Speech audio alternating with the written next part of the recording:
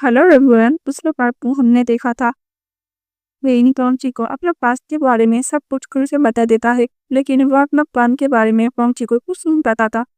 वो उनकी पास्ट को सुनकर क्रॉन्ची को इतने गुस्सा आ रहा था। क्रॉन्ची ने मन ही मन ठान लिया था कि वो लिंक का बदला सभी लेकर रहेगा। तो चलिए आज के पार्ट को स्टार्ट करते हैं। क्रॉन्ची ड्राइविंग कर रहा था, अब वही चुपचाप गाड़ी में बैठा था। लिंक बहुत ही ज्यादा अफसोस में था जब वेन क्रॉन्ची ने उसे कहा था कि वो उसका बदला जरूर लेगा। तब वो को बिल्टू खिल रहा था कैसे उसने क्रॉन्ची को इस्तेमाल करने का सोचा था। अब उसे ऐसा लग रहा था कि शायद उसे क्रॉन्ची को सब कुछ सच बताना पड़ेगा, बर्नार्डो इसकी नहीं जी सकता। उसे अंदर से बहुत ही ज्यादा तकलीफ हो रहा था। क्रॉन्ची का वो मासूमियत माना उसके दिल को चीर रहा था। वो क्रॉन्ची को इसीलिए इस्तेमाल करने के बारे में सोचा था कि जब क्रॉन्ची एक माफिया था, चाहे कि उसमें ले जाए इस पर फर्क नहीं पड़ने वाला था। लेकिन अब वो जब क्रॉन्ची पिंक को इतना चाहता है तो फिर क्रॉन्ची से अब और कुछ नहीं छुपाना चाहता। वेन एक लंबी सी पॉज लेता है और कहता है, मैं सड़कों पर टैटू बनाना सीखा। जब मैंने टैटू बनाना सीखा, अपने सड़कों पर लोगों के हाथों पर एक छोटे छोटे डिजाइन बनाता था। कभी कभी तो लड़की से थोड़ी सी रोटी दे देते थे फन के लिए, या तो कभी मुझे थोड़ा सा पैसा मिल जाता था। इसमें ही मैं बहुत ही खुश हो जाता था। 9 दिन रॉक मेहनत करता रहा ताकि ये अपना एक छोटा सा घर बना सके, एक जगह जहाँ मैं सुकून से जी सके, ना तो उसका डर हो और ना ही ये पास्ट का मेमोरीज। फिर उसने एक ठंडे से हंसी दी और कहा, बस 2 साल पहले ही मैंने अपना पार्लर खोला था और जानते हो, ये मेरी जिंदगी की सबसे पहली चीज थी जो मैंने खुद कमा कर बनाया था। सच में चाहे लोग कितना भी अमीर हो, लेकिन खुद कमाना और खुद के पैसों पर जीना एक अलग ही सुकून है।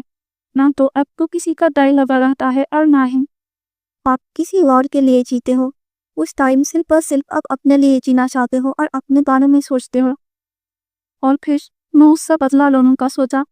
मैं बचपन से ही सोचता था कि मैं अपने पेरेंट्स का देखो और अपनी प्रॉपर्टी का बदला उस औरत से फौरन लूंगा, लेकिन मेरे पास इतनी हिम्मत नहीं था। फिर एक दिन मैंने तुम्हें देखा। मुझे पता चला कि तुम हो एक माफिया हो। बस उस दिन से मैंने डिसाइड कर लिया था कि मुझे तुम्हें फंसाना है। क्रॉन्ची का चेहरा एक पल के लिए बदल गया था। मुझे फंसाने का सोचा? उसने धीरे से पूछा। उसकी आवाज में वो गुस्सा नहीं था, बल्कि एक छुपा हुआ दर्द था। वो आपको नजर को नीचे किया हुआ था। उसने बोला, हाँ नामजा, तुम एक माफिया लीडर क्यों, ताकतवर, शक्तिशाली और रिच। मैंने सोचा था कि अगर मैं तुम्हें अपनी चाल में फंसा पाऊँ तो मैं तुम्हारी ताकत और पैसों का इस्तेमाल करके मेरे से बदला ले सकता हूँ। ये सब प्लान था। तुम्हारे साथ वक्त बिताना, तुम्हारे करीब आना, तुम्हें अपना करीब लाना, तुम्हारे दिन जीतना। लेकिन वो कुछ दिन के लिए पहुंच और फिर बोला, उस लेलन जान की हालत तो बदला एफ कहा। लेकिन रामजी ने कहा, लेकिन क्या बिन? विन में एक पल के लिए पहुंची के आंखों में देखा, सिर्फ धीरे से बोला, लेकिन तुमने मुझे बदल दिया लंजा। तुम्हारे पास शांति, तुम्हारी पर चुप हुई चिंता। मैंने कभी नहीं सोचा था कि कोई मुझे इतना समझ सकता है। मैंने तुम्हें इस्तेमाल होना चाहा था, लेकिन अब मुझे नहीं लगता कि मैं और तुम्हारा इस्तेमाल करते अंदर, क्योंकि मैं खुद ही तुम्हारे चांद में खस गया ना। रंशी का दिन एक पल को लिए खड़ा था।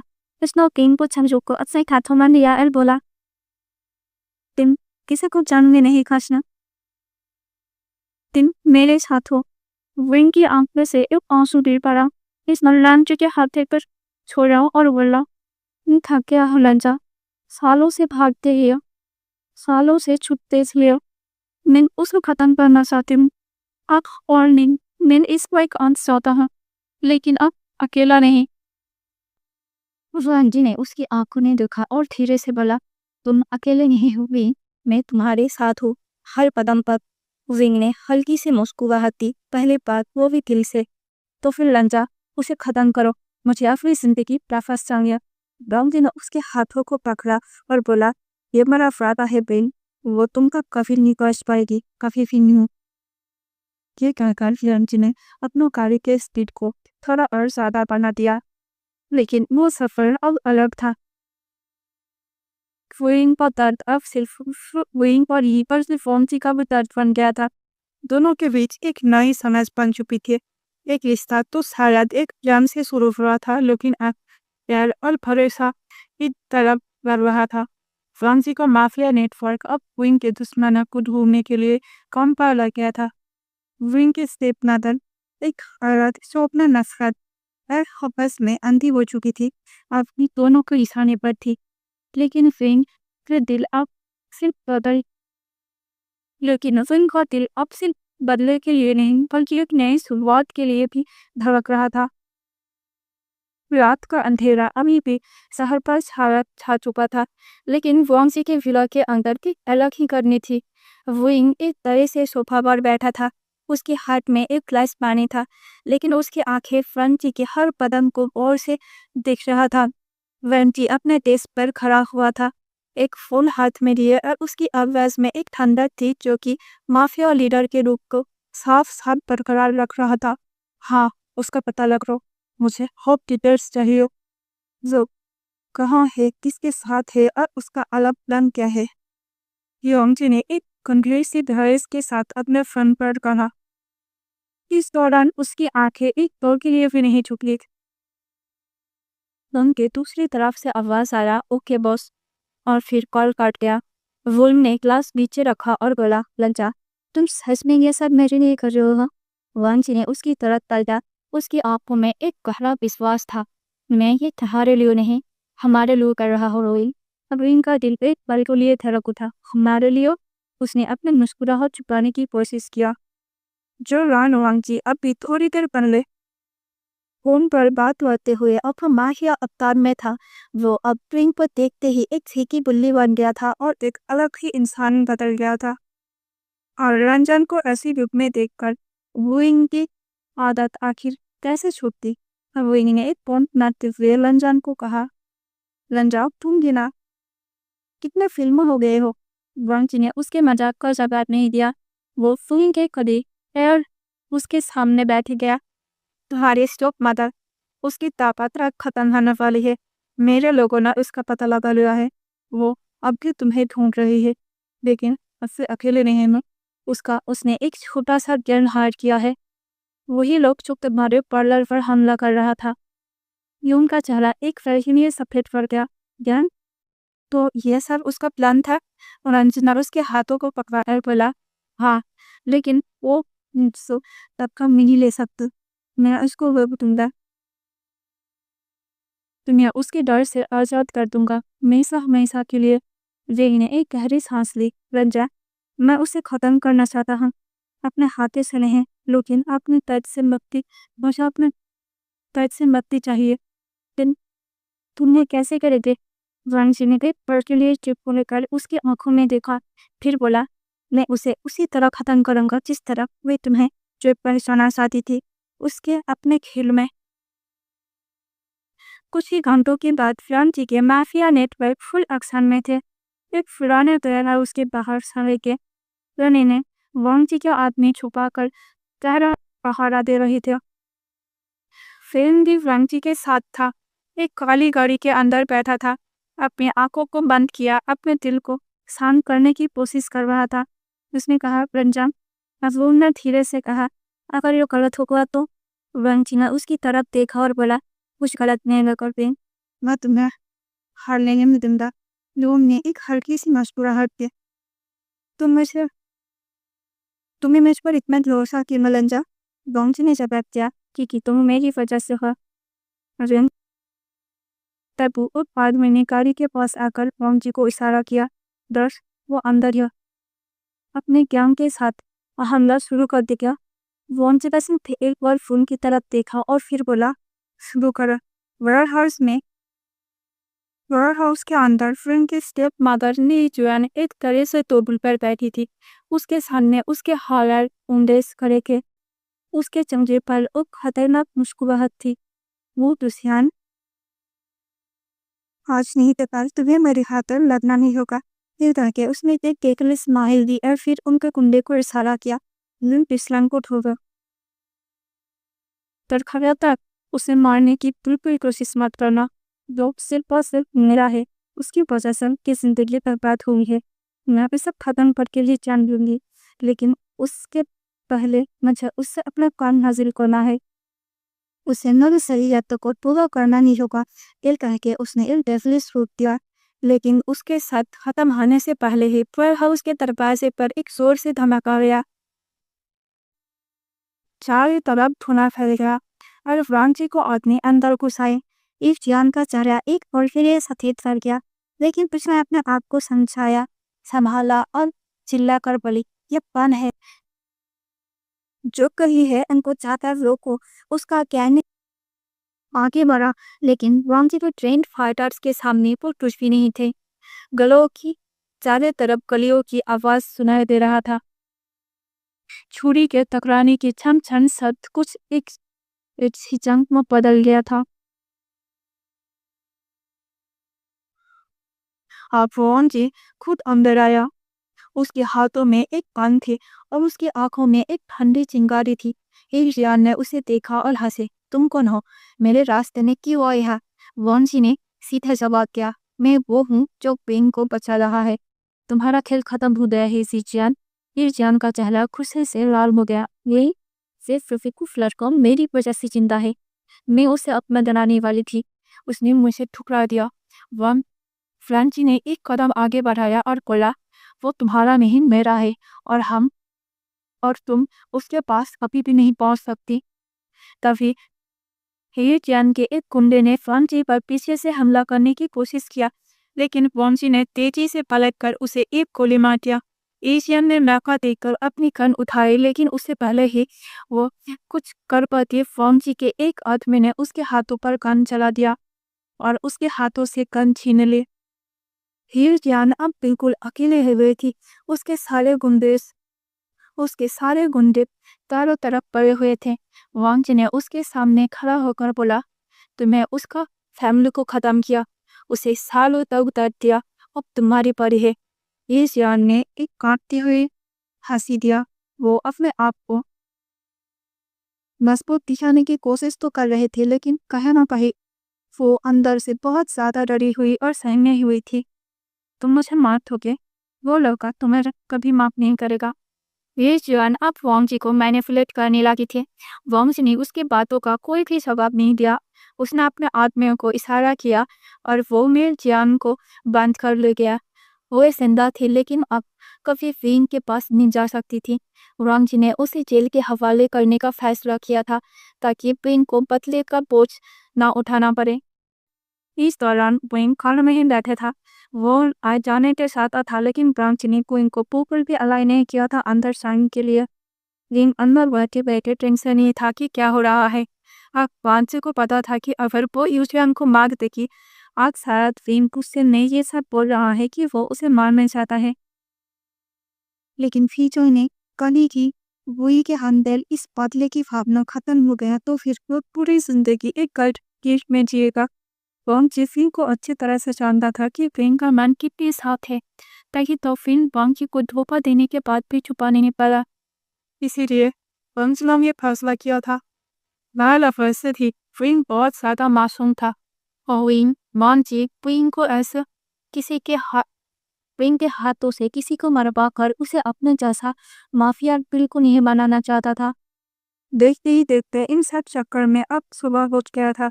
सुना उन लोगों की कार वांगजी के विला की तरफ चल पड़ी। वो चुप था, लेकिन उसके दिल में एक अजीब सी शांति थी। वांगजी ने उसके हाथों को पकड़ा और बोला, सब खत्म हो गया है विंग। लेकिन मैं उसकी आंखों में देखा और धीरे से बोला, हाँ रंजा, लेकिन एक नई शुरुआत की तो हुई ना। वांगजी ने एक हल्की से मुस्कुराहट दी। पहले बार विंग ने वांगजी को मुस्कुराते हुए देखा था। हाँ फिंग, नई शुरुआत। युएनी ने अपने जेम को अपने हाथों में लिया, फिर उसे वांगजी के हाथों में दे दिया। ये मेरे पास था रंजा, अब तुम मेरे फ्यूचर हो। वांगजी ने जेम को अपने हाथों में लिया और फिंग को अपना करीब खींच लिया।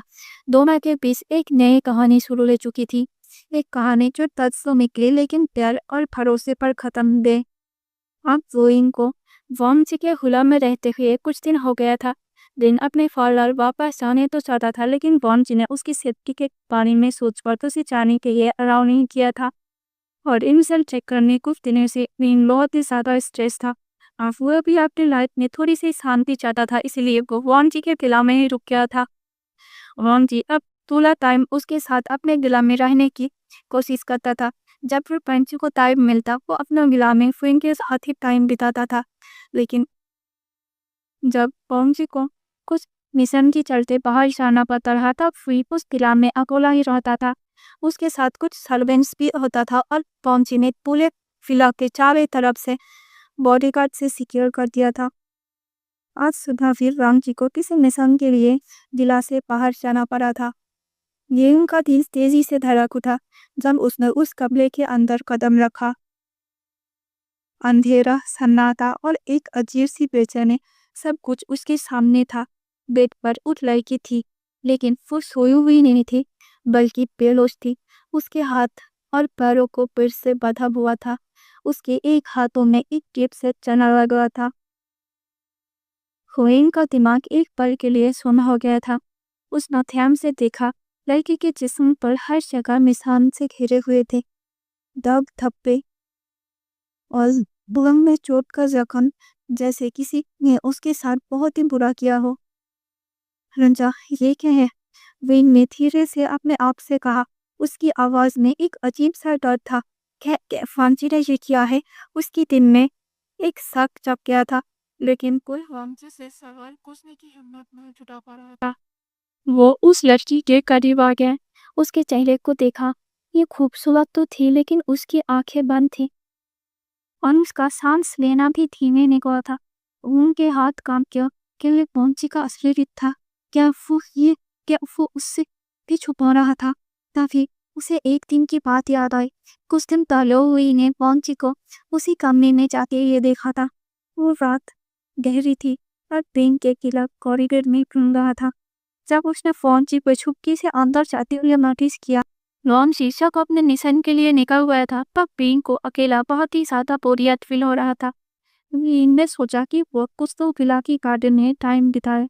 वो विला की गार्डन में जाकर फ्लावर्स और पौधों को देख रहा था। उसे पता नहीं क्यों इस नेचर्स के आसपास बहुत ही ज्यादा सुकून महसूस होता था। वो गार्डन में टहल रहा था कि उसकी नजर एक विंडो की तरफ गया। वो विंडो थोड़ा सा खुला हुआ था। वेन ने देखा और अपना मन में सोचा कि ये कमरा तो बंद था, तो फिर इसके विंडोज खुले क्यों हैं? वेन ने सोचा कि वो इन पर जाके देखेगा, इसीलिए वो उस कमरे की तरफ निकल गया। जब वे कमरे के सामने खड़ा था तब उसने देखा कि कमरा बाहर से बंद है। वॉन्जी ने तो सख्त मना किया था कि वो उस कमरे में ना जाए। वो उस सिपाही उस कमरों के पूरी दिलाने फेंग का कब्जा था। वॉन्जी ने फेंग को पूरे विला का हक दे दिया था सिवाय उस कमरे का। वो की एक बहुत बुरी आदत थी कि उसे जो चीज करने के लिए मना किया जाए उसे वही चीज करना था। पर जब वॉन्जी ने साफ साफ कह दिया था कि उसे इस कमरे से दूर रहना है, तो फिंग के मन में बहुत ही ज्यादा क्यूरियोसिटी जागी कि आखिर उस कमरे में ऐसा क्या है। लंजन क्या छुपा रहा है तेई से? लंजन ने अपनी सारी बात फिंग को कह दिया था, लेकिन लंजन ने कभी भी अपने फैमिली के बारे में फिंग को कुछ नहीं बताया था। उन तक कि इस दौरान लंजन ने फिंग को कई बार एंगेजमेंट के लिए भी कहा था, लेकिन फिंग ने कहा था कि वो अभी प्रिपेयर नहीं है, उसे कुछ दिन टाइम चाहिए। लंजन ने भी उसे टाइम दे दिया था, लेकिन अब फिलहाल बात ये था कि फिंग की क्यूरियोसिटी के फिंग को अंदर से मार रहा था। उसका दिल कह रहा था कि उसे वहां मत जाना नहीं चाहिए, लेकिन उसके दिमाग तो कुछ और ही कह रहा था। देखते ही देखते विंग ने दरवाजा खोल दिया और कमरे के अंदर चला गया। विंग का दिल तेजी से धड़क उठा जब उसने कमरे के अंदर देखा। कमरे के अंदर अंधेरा, सन्नाटा और एक अजीब सी बेचैनी थी। सब कुछ उसके सामने था। बेड पर एक लड़की थी, लेकिन वो सोई हुई नहीं थी, बल्कि बेहोश थी। उसके हाथों पर बेड से हाथ और पैर बेड से बंधे हुए थे। उसके हाथों में एक ट्रीट सेट लगाया गया था। अब उसके चेहरे पीला पड़ चुका था। रिंग का दिमाग एक पल के लिए सुन्न हो गया। उसने ये क्या देख लिया? उसने ध्यान से देखा। लड़की के जिस्म पर तरह तरह के निशान से घेरे हुए था। दाग, थप्पे और घाव और चोटों के निशान थी। कुछ पुराना जख्म तो कुछ नए, जैसे कि किसी में उसके साथ बहुत ही जबरदस्ती और बहुत ही बुरा करने की कोशिश किया हो। वेन के मुंह से निकल गया, इन्हें क्या है? वेन ने धीरे से अपने आप से ही कहा। उसकी आवाज में एक अजीब सा डर था। क्या फॉर्म जी ने ये किया है? उसके दिल में एक शक जग गया था, लेकिन अब वो फॉर्म जी से सवाल पूछने की हिम्मत न जुटा पा रहा था। तो क्या इसीलिए एंजन और उस कमरे से दूर रहने के लिए कहा था? आखिर ये सब क्या है? वो उस लड़की की करीब गया, उसके चेहरे को देखा। वो खूबसूरत तो थी, लेकिन उसकी आंखें बंद थी। उसका सांस लेना भी धीमे हो चुका था। उनके हाथ कांप गया। क्या ये फौजी का असली रूप था? क्या क्या वो उसे भी छुपा रहा था? तभी तो उससे इस कमरे में जाने से मना किया था। तभी उसके दिमाग में उस दिन की बात याद आया। कुछ दिन पहले सीन ने फौजी को उसे कमरे में जाते हुए देखा था। वो रात बहुत ही ज्यादा गहरी थी और विंग किला के कॉरिडोर में घूम रहा था क्योंकि उसे नींद नहीं आ रहा था। जब उसने क्रांति को चुपके से अंदर जाते की नोटिस किया, थोड़ी देर बाद एक चीखे की आवाज आई थी। एक लड़की की चीखे, वो कुछ दर्द से भरी हुई। विंग का दिन एक पल के लिए दर्द से भर गया था। एक पल के लिए डर से उब गया था, लेकिन वो वहां जाने की हिम्मत ही नहीं जुटा पाया था। जब फौजी बाहर आया था, उसके कपड़े थोड़ी सी गंदी और हो रही थी, जैसे वहां कोई बहुत कोई झगड़ा या फिर फाइट हो। वोइन छुप कर फौजी को देख रहा था और जब फौजी बाहर निकला तो वो उसके सामने खड़ा था। लंजा, वहाँ क्या हो रहा था? वोइन ने उस वक्त पूछा था। उसकी आवाज में एक अजीब से बेचैनी थी। फौजी ने उसकी तरफ देखा लेकिन कुछ नहीं कहा। उसकी आंखों में एक ठंडक थी और वो चुपचाप विंग के पास से गुजर गया। विंग की दिल उस पल से शक से भर गया था, लेकिन उसने खुद को समझाया था कि शायद ये फौजी का माफिया काम था। लेकिन अभी लड़की को बंधे गए ऐसे देखकर उनकी सब गुस्से में बदल गया था। क्या रमजान ने यह सब किया? क्या रमजान ने इसका यह हम किया? क्या उसने इसके साथ ऐसा किया? उसने अपने दिल से पूछा, लेकिन जवाब नहीं मिला। जी की और एक बात उसे बार बार याद आ रहा था। वे, तुम इस पूरा फिल्म में कहीं भी आने जाने के लिए खुशी हो, लेकिन ध्यान रखना कि उस रूम तक तुम कभी नहीं जाओगे। उस रूम पर तुम कभी नहीं जाना। वॉन्च ने विंग से यह कहा था। वॉन ने पहले तो सोचा था कि ये शायद उसके एंसेस्टर्स की कुछ निशानियां होगी, लेकिन अगर विंग को पता होता कि पर लड़की ऐसी हालत में यहाँ बंधा है, तो विंग कब कर वहाँ आकर देखता। शाम के बाद वांची फिल्म में वापस आया। उसने देखा कि विंग ड्राइंग रूम में बैठा था, लेकिन उसका दिमाग उस कमरे की लड़की पर ही था। वॉन जी के चेहरे पर थकान थी, शायद एक मिशन से लौटने की वजह से। उसने फ्रैंक को देखकर और बोला, तुम ठीक हो ना? यील्मा उसकी तरफ देखा, लेकिन उसकी आंखों में एक अजीब सी शांति थी।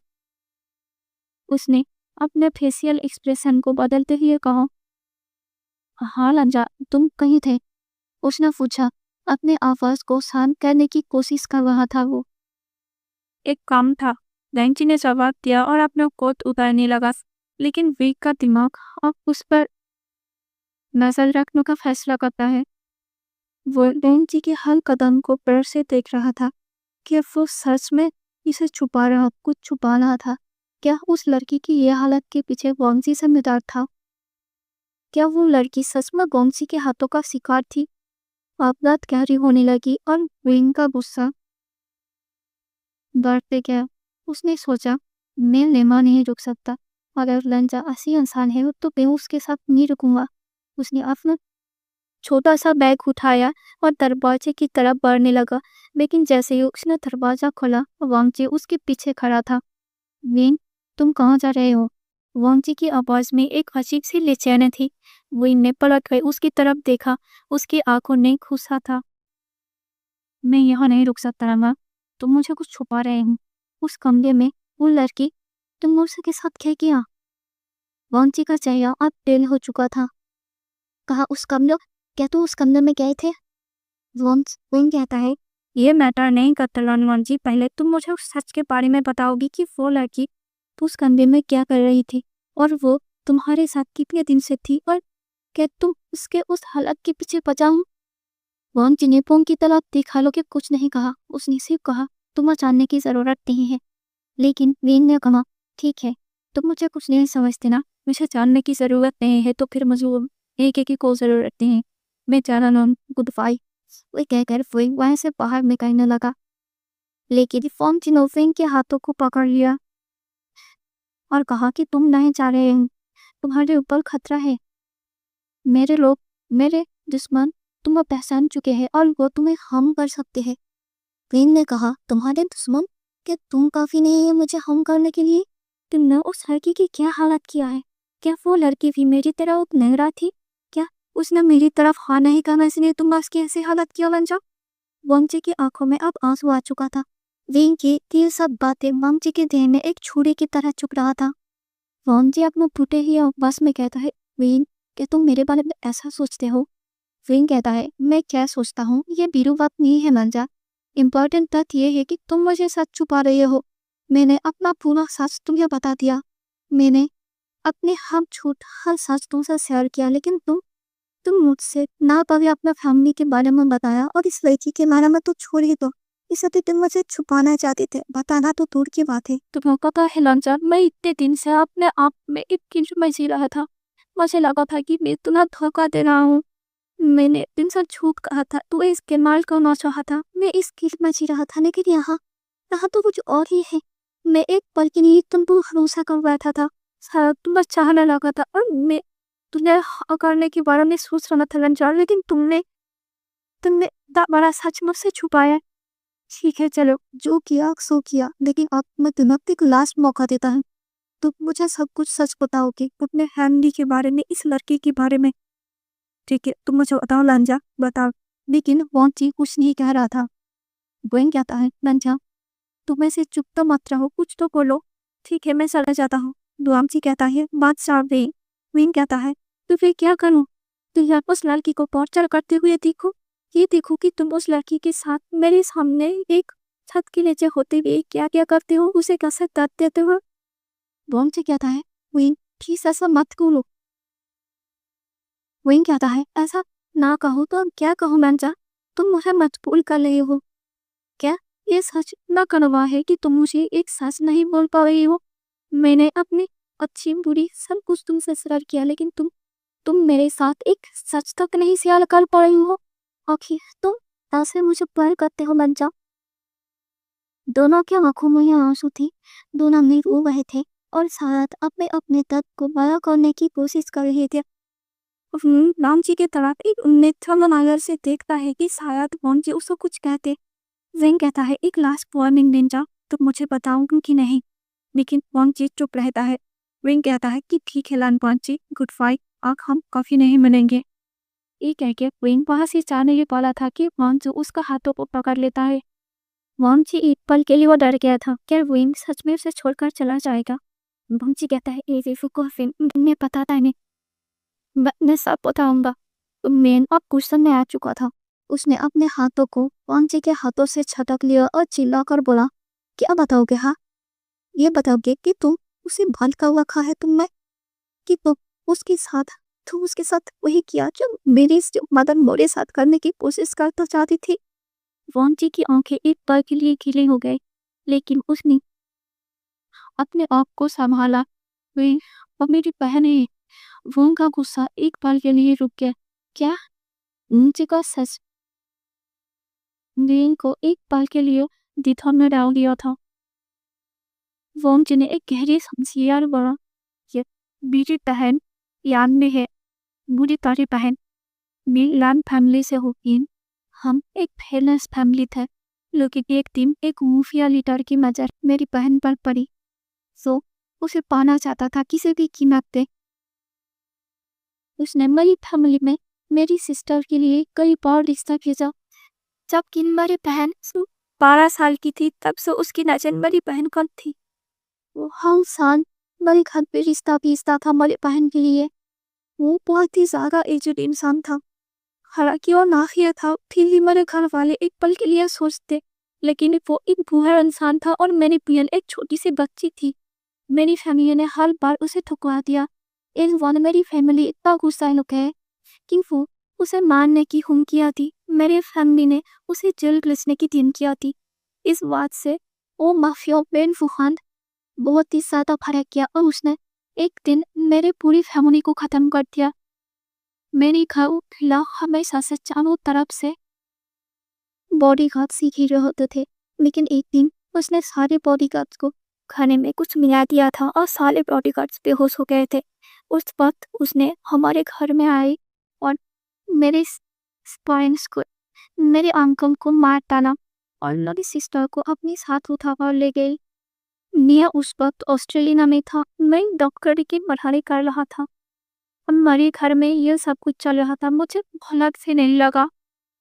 उस एक आंदोलन नापदास के चलते मेरी पूरी फैमिली खत्म हो गई। मिलिंका दी एक पल के लिए धड़क उठा था, लेकिन वो चुपचाप सुनता रहा।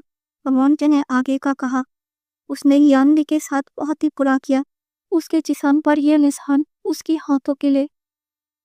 एक दिन यूएस में ऑस्ट्रेलिया में पढ़ते पढ़ते मुझे इस सारी सच के बारे में पता चला। उस दिन मुझे पता चला कि मेरी फैमिली नहीं रही। मैं जब यहाँ आया मैंने अपने सिस्टर को बहुत ढूंढा, लेकिन उस पर मुझे पता चला कि मेरी सिस्टर पर एक अंडरवर्ल्ड मॉब बॉस की नजर पड़ गया था। इसके चलते उसे मेरी बहन को किडनैप कर लिया। मैंने बहुत ज़्यादा कोशिश किया, लेकिन मैं एक आम इंसान था और मैं उस तक कभी भी नहीं पहुंच सकता था। इसीलिए मुझे ये रास्ता अपनाना पड़ा। कहते हैं ना, लोहा ही लोहे को काटता है। मुझे भी उस माफिया को हराने के लिए, उससे बदला लेने के लिए, उसे मेरे बहन को वापस लाने के लिए मुझे भी एक माफिया बनना पड़ा। मैं भी उस रास्तों पर चल पड़ा और एक माफिया बन गया। ये बहुत ही ज़्यादा मुश्किल था प्रॉब्लम। मैंने कड़ी से कड़ी मेहनत किया। मैं हर वक्त अपने आप को मजबूत बनाने के लिए ट्रेनिंग किया करता था। मेरे फैमिली के पास बहुत पैसा था। मैंने धीरे धीरे एक एक करके अंडरवर्ल्ड के साथ हाथ मिलाता गया और मैं उन लोगों का बॉस बनता गया। तुम्हें पता है, उस दिन उस गोंगसाई ने जिस पर तुमने गोली चलाया था, उसने भी मदद किया था वन रूहान की, मेरी सिस्टर को किडनैप करने ने। इसीलिए उस दिन मैंने उसे जिंदा छोड़ दिया था, क्योंकि मुझे उससे जरिए मेरे बहन को पता लगाना था। उस दिन उस वक्त जब तुम पर हमला हो रहा था, उस वक्त मैं अपने बहन को बचाने के लिए एक मिशन पर गया था। मैंने उस वन रूहान के साथ फाइट करके मेरे बहन को बचा कर थ्रो कर आया हूँ, लेकिन अब वो पाउडरों की तरफ मुझे ढूंढ रहा है। इसीलिए मैं तुम्हें यहाँ से कहीं नहीं जाने तो ना चाहता, क्योंकि अगर इसे एक बार पता चल गया कि तुम्हारी कमजोरी हो तो वो तुम्हें भी ले जाएंगे और मेरी कमजोरी का मुझ पर गलत इस्तेमाल करेंगे। हालांकि मुझे बिल्कुल डर नहीं है, क्योंकि मैं अपने आप को इस काबिल बना लिया है कि वो चाहे मुझे कुछ भी करे, मुझे कुछ फर्क नहीं पड़ेगा। लेकिन मैं तुम्हें या फिर मेरी सिस्टर को, मैं अपने लोगों को, पहले अपने फ्रेंड्स को खो चुका हूँ। अपने लोगों को किसी भी दर्द में नहीं देख सकता। मैं तुम लोगों को जिंदगी के साथ कोई रिश्ता नहीं लेना चाहता। बिन किस चुपचाप एक आके उसने फिन के हाथों को छोड़ दिया। लेन का दिमाग और पूरी तरह से एक तूफान में खो चुका था। वो कुछ देर तक तो शांत रहा। दोनों ही कुछ देर तक शांत रहे और नीचे की तरफ देखते रहे। फिर विंटर चुप्पी तोड़ते हुए कहा, को फिर तुम से बांध करके रखा। वंज ने अपने नजर को नीचे कर लिया और बोला, नंटा ये अनस्टेबल हो गई है। वही उसने खुद को चोट पहुंचाने की कोशिश की थी। मैं इसलिए उसे बांध कर रखा हूँ ताकि वो खुद को नुकसान ना पहुंचाए। मैं एक ड्रग का हूँ। मैं खुद ही उसका ट्रीटमेंट करिया करता हूँ। जब मुझे लगता है कि वो कंट्रोल से बाहर हो रही है, तब मैं अपने डॉक्टर को बुलाता हूँ और हम उसे बाहर नहीं लेके जा सकते हॉस्पिटल में, क्योंकि आगे चारों तरफ फोन बुहान पागल की तरफ मेरे बहन को ढूंढ रहा है और मैं अपनी बहन की जान को दोबारा से खतरे में नहीं डाल सकता। मैं इसीलिए उसे बांध कर रखा हूँ ताकि उन्हें खुद को नुकसान ना पहुंच पाए। अब जब तुमने उस दिन चीखे सुना था, वो एक पैनिक अटैक था। मैं उसे शांत करने की कोशिश कर रहा था। विंग का गुस्सा अब शर्म और दर्द में बदल गया था। लेंजा, मुझे किन पता है। वांग ने उसके आंखों में देखा और बोला, मैं तुम्हें अपना बोझ के नीचे नहीं दबाना चाहता था। पे तुम ताने से इतना कुछ छीन चुके थे। हुई ने एक गहरी सांस लिया। उसकी आंखें गीली हो चुका था। तुम ये सब अकेला झेला और मुझे तुम पर शक किया मैंने। वॉन्ग जिनो उसके करीब आकर उसके हाथों को पकड़ा और कहा, तुम्हारा साथ गलत नहीं था तुम, मैं तुमसे ये छुपा रहा था, लेकिन अब नहीं, अब तुम मेरे साथ जानते हो। वीर ने उसके हाथों को कसकर पकड़ा और बोला, मैं तुम्हें अकेला नहीं छोड़ूंगा राजा, तुमने मुझे बचाया है, अब मैं तुम्हारे साथ हूँ। वॉन्ग जी ने एक हल्की से मुस्कुराहट दी और दोनों के बीच एक नई समझ बन गया था। दोनों अब उन दूसरों को समझने लगे थे। तो चलो दोस्तों, आज के एपिसोड को ही पे खत्म करते हैं। शायद इस फन फिक्शन का एक और पार्ट बनेगा, उसके बाद ये खत्म हो जाएगा। वीडियो कैसा लगा कमेंट में बताना बिल्कुल मत भूलना। तो फिर मिलते हैं कल के नेक्स्ट वीडियो में, तब तक के लिए टाटा, टेक केयर।